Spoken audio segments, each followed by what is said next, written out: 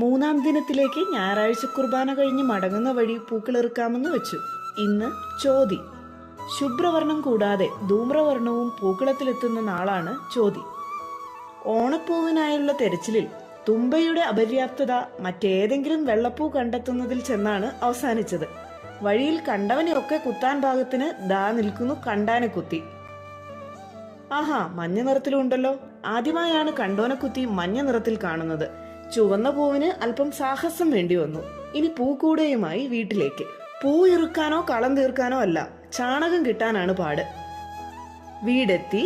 ഇന്ന് പൂവിടുന്നില്ലേ എന്ന് ഓർമ്മിപ്പിച്ചുകൊണ്ട് മിടുക്കൻ 1-2 വട്ടം വന്ന് എത്തി നോക്കി. മൂന്നാം ദിനമായ ചോതിനാളിൽ 3 നിറം പൂക്കളാണ് ഇടുക. ഇതോടുകൂടെ പൂക്കളത്തിലേക്ക് വിവിധ വർണ്ണങ്ങൾ വരവായി. തുളസിക്കതിരിനെ ചുറ്റിയ വെള്ളപ്പൂക്കളും ചുറ്റുമുള്ള ചെമ്പരത്തി ഇതളുകളും കണ്ണിന് കുളിർമ മാത്രമല്ല മനസ്സിന് ധൈര്യവും പകരുന്നു.